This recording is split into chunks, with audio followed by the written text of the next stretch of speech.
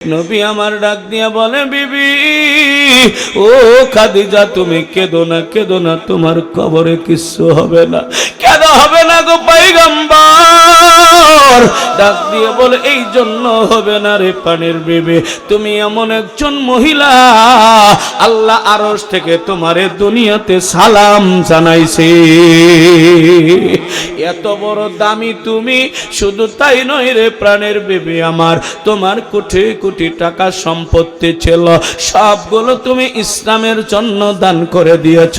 তোমার মর্যাদা আল্লাহর কাছে অনেক অনেক বেশি, এই জন্য বিবি তোমার কিছু হবে না, কেঁদো না।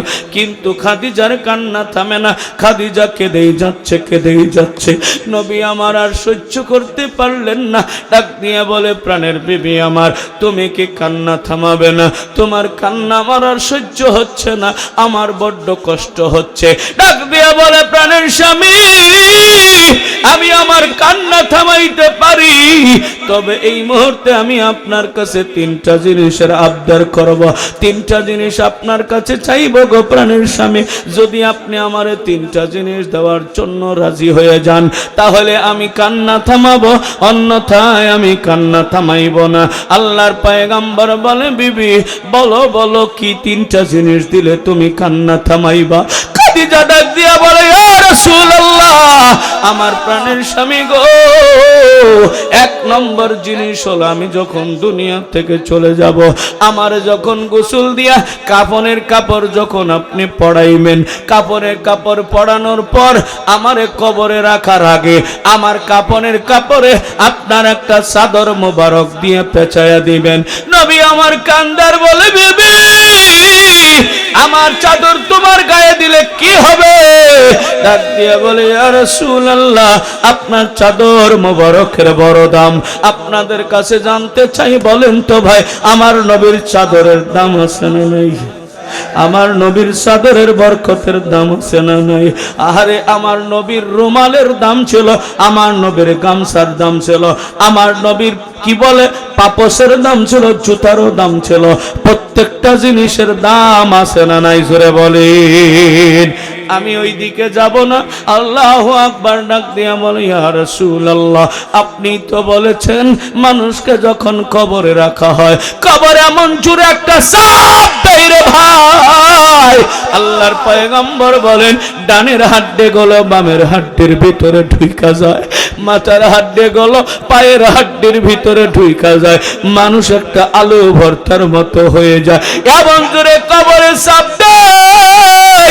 আল্লাহু আকবার। খাদিজা কান্দার বলে, ইয়া রাসূলুল্লাহ, আমি তো দুনিয়াতে সামান্য পিঁপড়ার সামান্য চাপা সহ্য করতে পারি না, আমি কবরের চাপা কেমনে সহ্য করব? ওগো পয়গম্বর, আমার দিল বলে, আমার মন বলে, আপনার চাদর যদি আমার গায়ে পেঁচানো থাকে, আপনার চাদরের বরকতের কারণে মাটি আমারে চাপ দিয়া কিচ্ছু করতে পারবে না।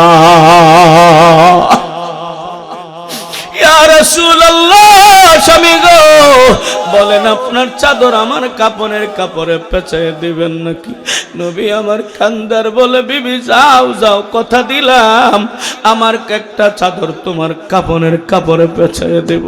খাদিজা বলে, ইয়া রাসূলুল্লাহ, আমার 2 নম্বর আবদার বলো কি?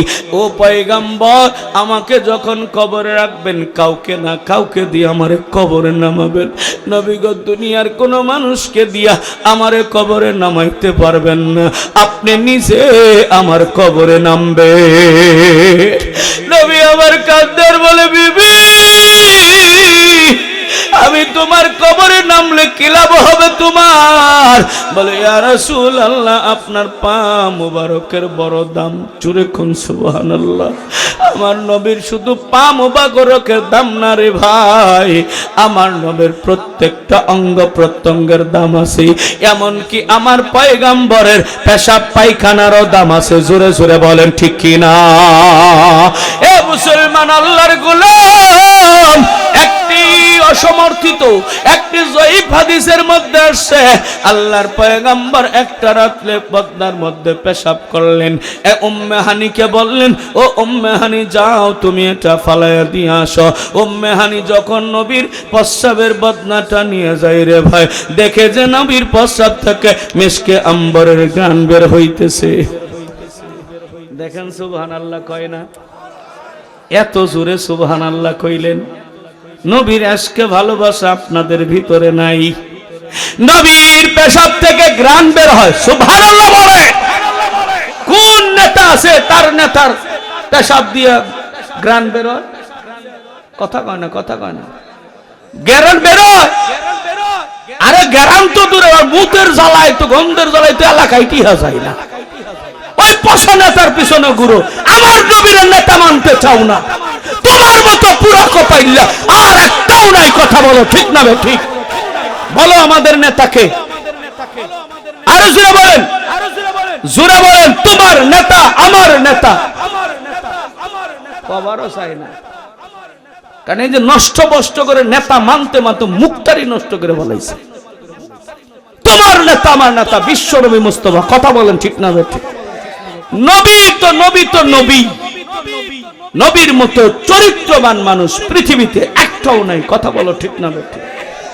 নবীরে নেতা মানলে দুনিয়াতে আখেরাতে লাভ আছে না নাই?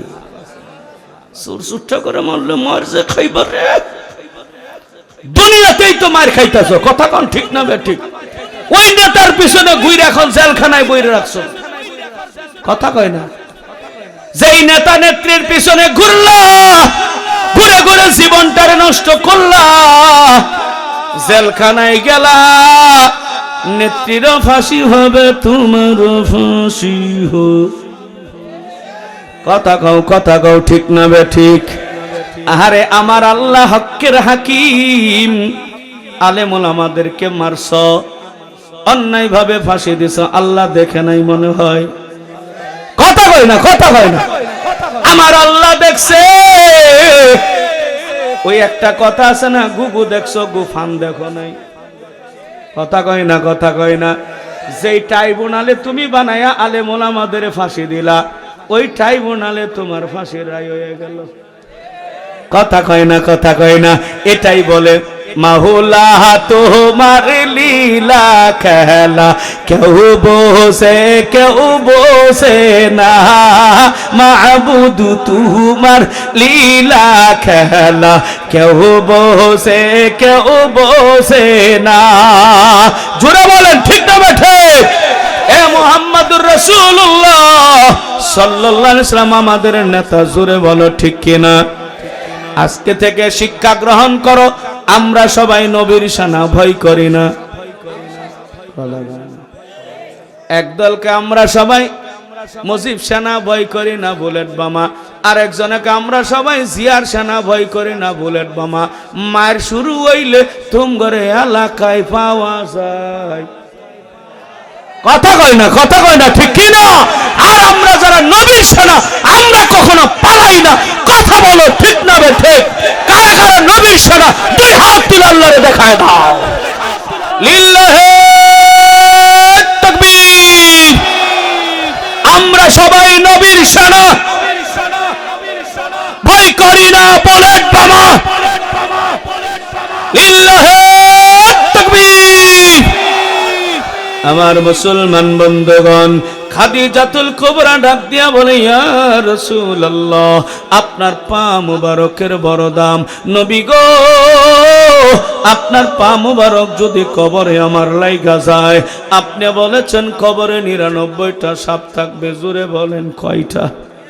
নবী বলেন 99টা সাপ থাকবে কবরে। সাপগুলো কেমন? আল্লাহর পয়গম্বর হাদিসের মধ্যে ফরমান, কোন একটা সাপ যদি দুনিয়ার এক প্রান্তে একটা নিঃশ্বাস পালায়া দেয়, ওই একটা নিঃশ্বাসের কারণে পুরো পৃথিবীর জিনিসগুলো তিতায় পরিণত হয়ে যাবে। সবগুলো তিতা হয়ে থাকবে, মিষ্ট জিনিস বলতে কোনো কিছু থাকবে না। একবার কামড় দিলে 40,000 বছর পর্যন্ত ব্যথা থাকবে। একটা, দুই, 2টা নয় 99টা সাপ থাকবে। শুধু তাই নয় গো পয়গম্বর, আপনি বলেছেন কবরে বিচ্ছুগুলো থাকবে। বিচ্ছুগুলো কেমন হবে? মুসলিম শরীফের বর্ণনা, একটা বিচ্ছু হবে উটের গর্দানের মতো মোটা মোটা লম্বা লম্বা। ও গো পয়গম্বর,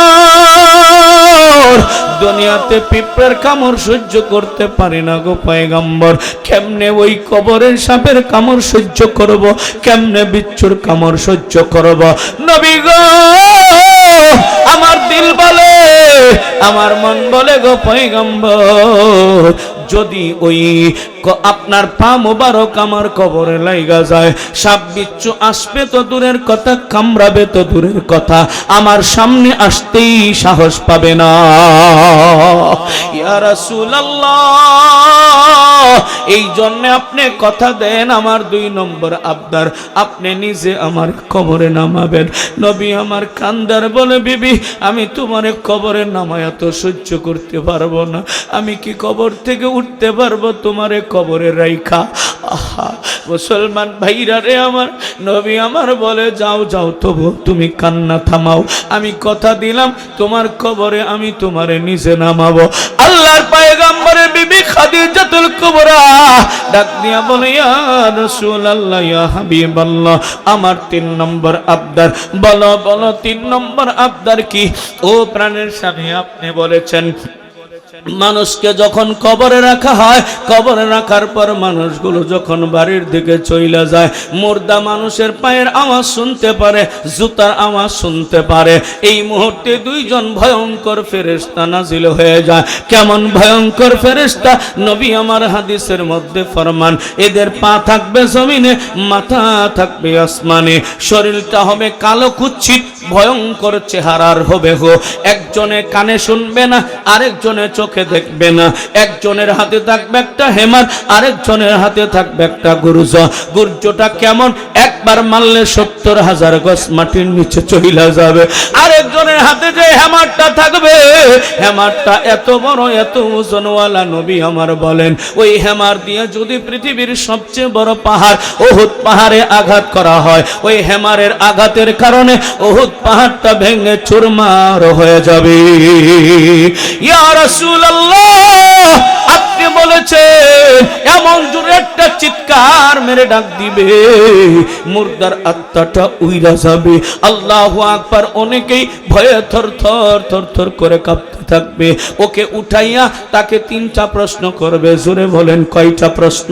1 নম্বর প্রশ্ন হবে মান রাব্বুকা, বলো তোমার রবকে। 2 নম্বর প্রশ্ন করা হবে ওমা দীনুকা, বলো তুমি কোন ধর্মের অনুসারী ছেলে। 3 নম্বর, আমার কবর থেকে, আপনার কবর থেকে নবীর রওজা মুবারক পর্যন্ত একটা সুড়ঙ্গ পথ খুলে দেওয়া হবে। ওই সুড়ঙ্গ পথ দিয়ে নবীরে দেখা যাবে। নবী চাদর মুড়া দিয়ে বসে আছেন, নবীরে দেখায়া বলা হবে মান হাদার রাসূল আল্লাযী বুইসা ফিকুম, ওই ব্যক্তিটাকে চিনো যেই ব্যক্তিটাকে তোমাদের কাছে প্রেরণ করা হয়েছিল। এরে মুসলমান, যদি নবীর উম্মত হও, নবীর যদি আশিক হও, নবীর যদি পাগল হও, আমার নবীরে দেখাই তুমি সিনা ফালাবা। জোরে জোরে বলো না সুবহানাল্লাহ। আর নবীরে নেতা না মাইনা যদি সুরসুট্টাদেরকে মানো, নবীরে চিনতে পারবা না, নবীও তোমারে চিনবে না। এ মুসলমান, 3টা প্রশ্নের উত্তর যখন কোন মানুষ দিয়ে ফেলবে, আমার আল্লাহ ডাক দিয়া বলেন সাদাকা আবদি, আমার বান্দা সত্য বলেছে। আফরিসুহু মিনাল জান্নাহ, তার কবরে জান্নাতের বিছানা বিছায় দাও। ও আলবিসুহু মিনাল জান্নাহ, ওরে জান্নাতের পোশাক পরায় দাও। আফরিসু লাহু জান্নাহ, তার জন্য জান্নাতের বিছানা বিছাইয়া দাও। পক্ষান্তরে যদি উত্তর দিতে না পারে, কবরে সাপ বিচ্ছুগুলো আইসা যাবে, তারে উপর জোপরে কামড়াইতে থাকবে। খাদিজা ডাক দিয়া বলে, ইয়া রাসূলুল্লাহ, এমন ভয়ঙ্কর 2 জন ফেরেশতার চেহারা দেখা আমার তো আত্মা উড়ে যাবে, আমি কবরের 3টা প্রশ্নের উত্তর দিতে পারবো না, আমার দ্বারাই সম্ভব হবে না। নবী গো, আপনি কথা দেন গো পয়গম্বর, আমার কবরের 3টা প্রশ্নের উত্তর আমার পক্ষ থেকে আপনি দিয়া দিবেন। নবী আমার কান্দার বলে, বিবি তুমি থাকবা মাটির নিচে, আর আমি থাকবো মাটির উপরে। মাটির নিচের প্রশ্নের উত্তর উপর থেকে কেমনে দেব? খাদিজা বলে, ইয়া রাসূলুল্লাহ, এটা আপনার জন্য কোনো ব্যাপার না, এটা আপনি পারবেন, শুধু আপনি কথা দেন আমার কবরের প্রশ্নের উত্তর দিবেন কিনা। নবী আমার খাদিজার কান্না থামানোর জন্য ডাক দিয়ে বললেন, যাও বিবি, কথা দিলাম, তুমি কান্না থামাও, আমি তোমার কবরের প্রশ্নের উত্তর দিয়ে দিব। জোরে বলেন আলহামদুলিল্লাহ। মুসলমান ভাইরা রে আমার, কিছুদিন পর খাদিজা রাদিয়াল্লাহু তাআলা আনহা ইন্তেকাল করলেন। ইন্তেকাল করার পর নবী আমার মহিলাদেরকে বললেন, খাদিজারে তোমরা গোসল দাও। মহিলারা খাদিজারে গোসল দিল। নবী আমার 5টা কাপড় দিয়া দিলেন। 5টা কাপড় খাদিজারে সুন্দর করে পেঁচায়া দিয়া পরায়া দিয়া খাটিয়ার মধ্যে উঠানো হলো। নবী আমার বলল, আগেই লাশ নিয়ে যাও না, আমি ঘরের ভিতর থেকে আসতেছি। নবী আমার ঘরের ভিতরে যায়, চোখ দিয়া নবীর টপ টপ টপ টপ করে পানি পড়ে। নবী আমার একটা চাদরাই না সুন্দর করে খাদিজার কাফনের কাপড়ে পেঁচায়া দিলেন, আর চোখের পানি দিয়ে খাদিজারে যেন বিদায় করে দিচ্ছে।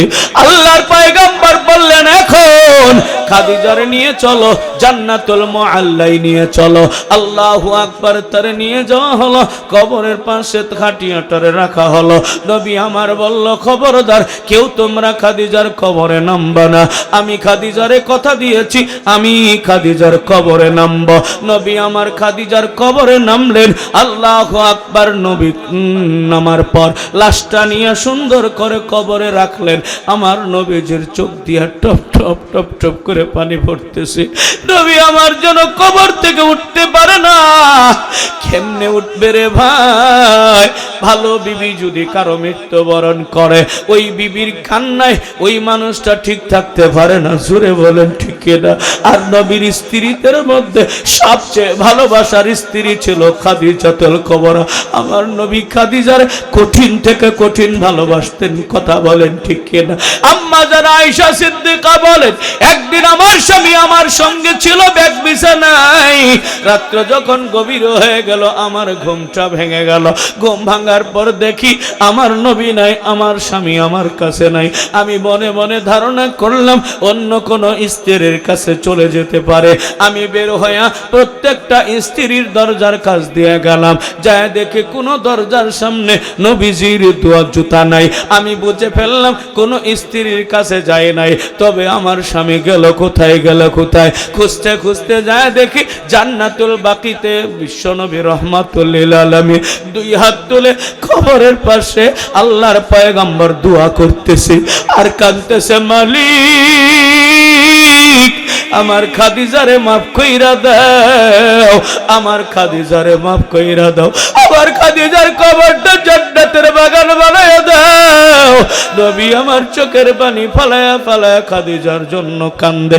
আম্মা জান আয়েশা বলেন, এমন দোয়া দেখ আমার মেজাজটা গরম হয়ে গেল। নবী দোয়া করতে করতে যখন দোয়া শেষ করে ফেললো, আমি নবীকে ডাক দিয়া বললাম, ও প্রাণের স্বামী, আহারে আমার মতো এত সুরসী অল্প বয়সী মেয়ে পায়াও আপনার কি মন ভরে নাই? ওই বুড়া মহিলার জন্য কান্দা লাগে জায়গা জায়গা, রাত্র জায়গা জায়গা। ওই বুড়ির কি ছিল? এই কথা যখন বলছে, নবীর চোখ দিয়ে পানি বের হয়ে গেছে। নবী আমার ধমক দিয়া বললেন, আয়েশা কি বললা? তাড়াতাড়ি তোমার কথাকে উদ্ধ করো, এক্সপান্স করো। ও বিবি, তুমি যদি কথা উদ্ধ না করো, তোমার সঙ্গে আমি কথা বলবো না। কেন কেন? ডাক দিয়ে বলে, ও আয়েশা, তুমি জানো না, তোমরা যত আমার স্ত্রী এখন আমার কাছে আসো, সবাই তোমরা আমার সুখের দিনের সাথী, আর আমার চরম দুঃখের দিনের সাথী হলো আমার বিবি খাদিজা। খাদিজা যেই পরিমাণ আমার উপকার করছে, দুনিয়ার কোন মানুষ আমাকে এরকম উপকার করতে পারে নাই। আমার ঘর ছিল না, বাড়ি ছিল না, আমি নিঃস্ব একজন মানুষ ছিলাম। খাদিজা আমারে বিয়ে করেছে। বিয়ে করার পর খাদিজা কোটি কোটি টাকা আমারে দিছে। জীবনে কোনোদিন খাদিজা টাকা নিয়ে আমারে খোটা দেয় নাই।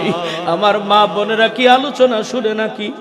মা বোনেরাও আছে, আমি আমার মা বোনদের পায়ে হাত দিয়ে বলি, মা তুমি এখান থেকে একটা শিক্ষা গ্রহণ করো। খাদিজা জীবনে কোনোদিন কোটি কোটি টাকা দিয়েও খোটা দেয় নাই, আর তুমি 1000 2000 1 লাখ টাকা দিয়া সারাদিন খোটা দাও। কথা বলো ঠিক কি না? না মা না, তুমি খোটা দিতে পারবে না।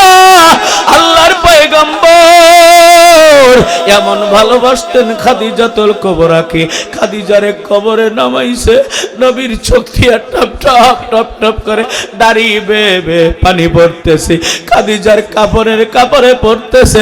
আমার নবী উইক হয়ে গেছেন, দুর্বল হয়ে গেছে। নবী আবার যেন কবর থেকে উঠতে পারে না, সাহাবায়ে কেরাম দেখে উঠে না। অনেকক্ষণ পর দেখে নবী যেন হাত পা ছেড়ে দিয়েছে, সাহাবায়ে কেরাম ধরে ধরে আমার নবীরে কবর থেকে উঠাইলেন। সাহাবায়ে কেরাম তাড়াতাড়ি করে কবরটারে বাঁশ দিয়া মাটি দিয়া সুন্দর করে কবরটারে দিয়ে দিলেন। আমার নবী রাহমাতুল লিল আলামিন খাদিজার কবরের পাশে বৈশা বৈশা সূরা ইয়াসিন তেলাওয়াত করে। এই একটা হাদিস আপনাদেরকে শোনায় দেই আমার ভাই বোনেরা। আল্লাহু আকবার। তুমি যদি মারা যাও আর তোমার সন্তান যদি তোমারে কবরে দেওয়ার পর, তোমার ছেলে যদি তোমার নাতিন যদি কবরের পাশে দাঁড়ায়া দাঁড়ায়া সূরা ইয়াসিন তেলাওয়াত করে, আমার নবী ডাক দিয়া বলে, যদি কবরস্থ করার সাথে সাথে কবরের সামনে যদি দাঁড়ায় দাঁড়ায় সূরা ইয়াসিন তেলাওয়াত করা হয়, কবরের প্রশ্নের জবাবগুলো ওই ব্যক্তির জন্য সহজ হয়ে যায়।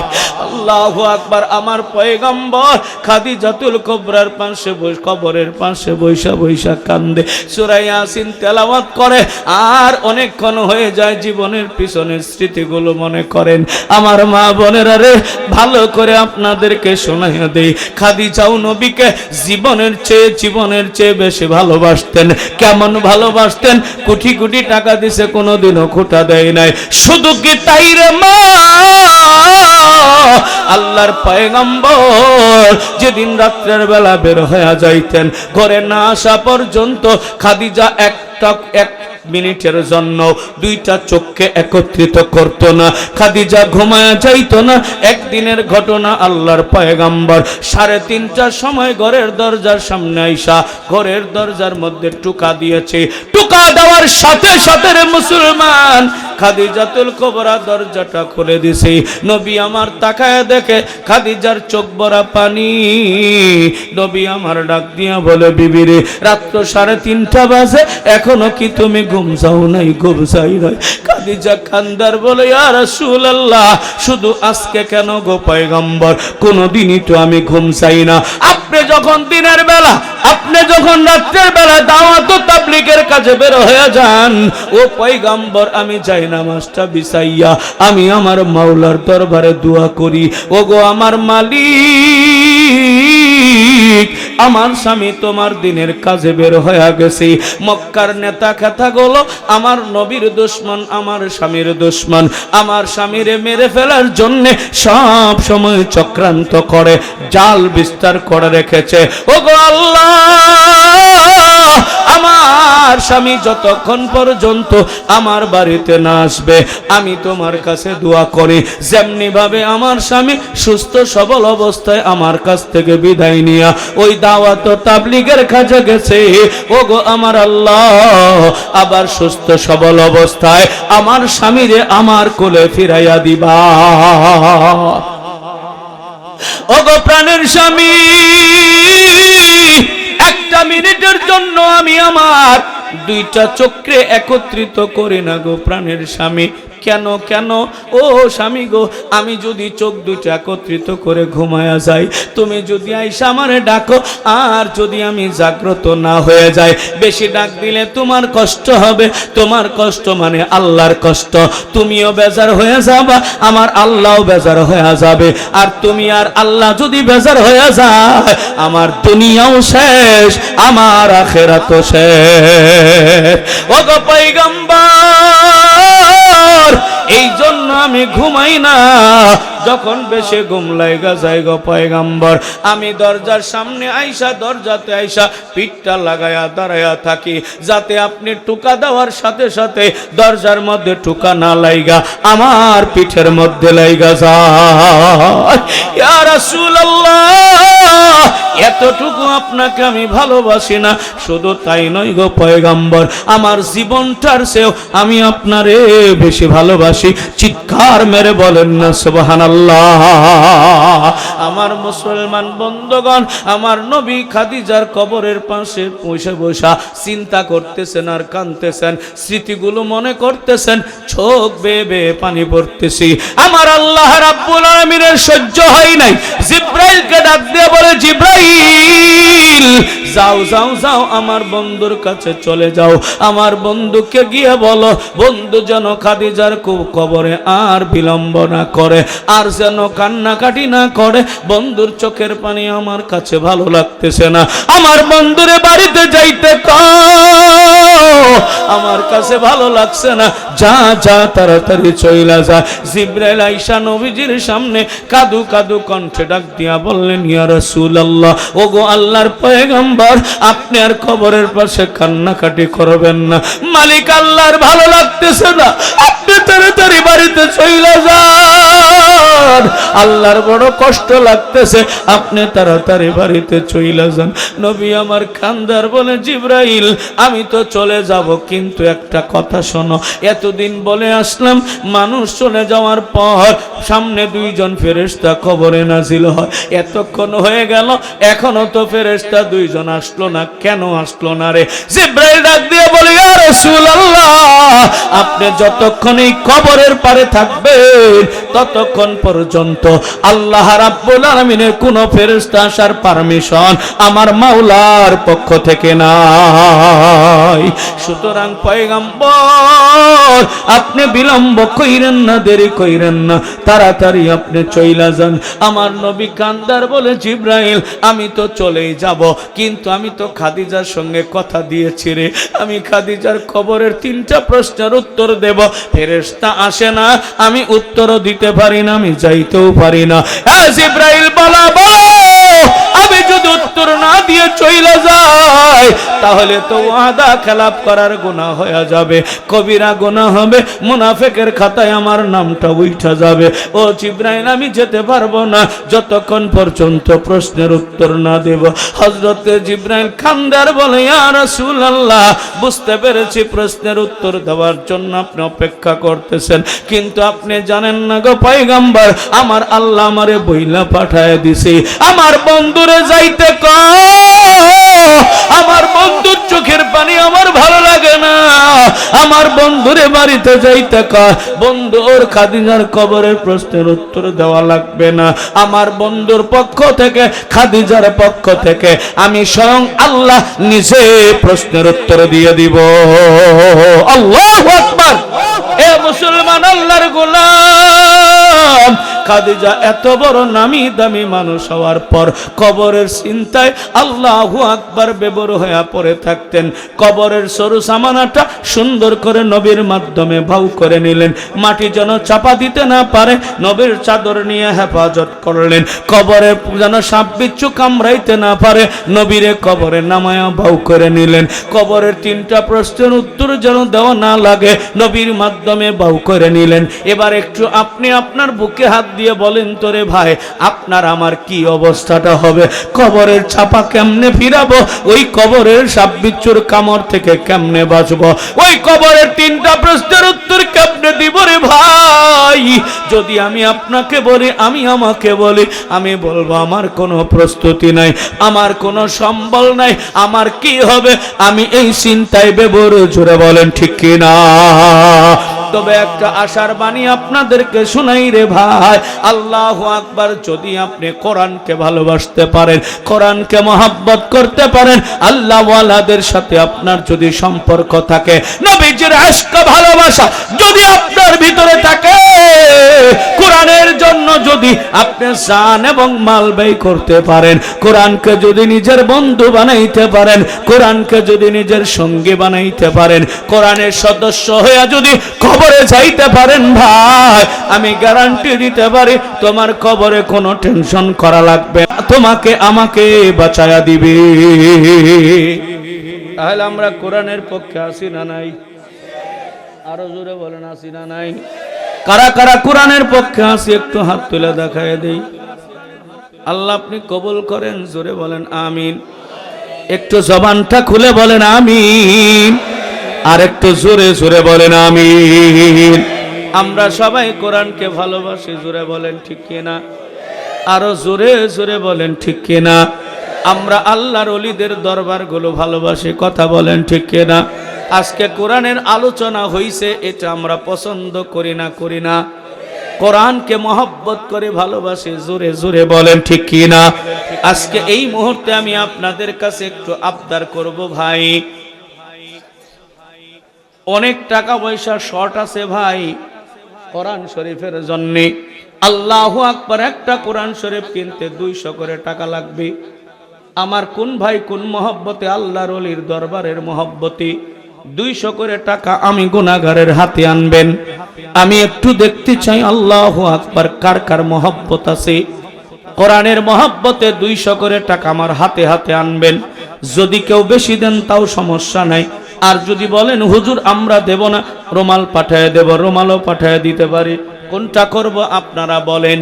যদি পারেন আল্লাহু আকবার, এ মুসলমান 200 টাকা 500 টাকা যদি হাতে থাকে একটু আনো, আল্লাহর ওলির দরবারে আল্লাহু আকবার, দোয়া কবুল হবে। ওলি এখন ওয়াজ করবেন, দোয়া করবেন।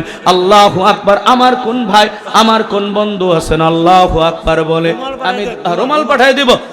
যারা 200 দিবেন দিবেন, 150 যারা দিবেন, 500 যারা দিবেন নিয়ে আসবেন।